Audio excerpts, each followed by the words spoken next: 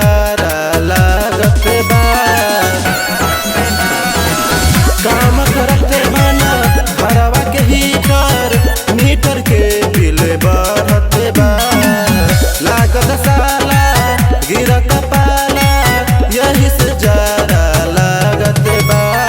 खिड़की से घुसता हवैया हो, खिड़की से घुसता हवैया हो। बनिया से लाई दर जइया हो, भभुआ से लाई दर जइया हो। बनिया से लाई दर जइया हो, भभुआ से लाई दर जइया हो।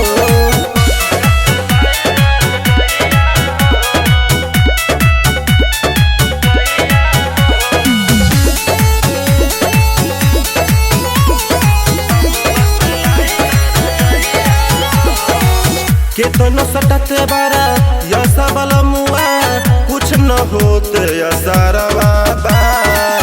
जारा के सीजन देता हो रीजन, छोड़ते ना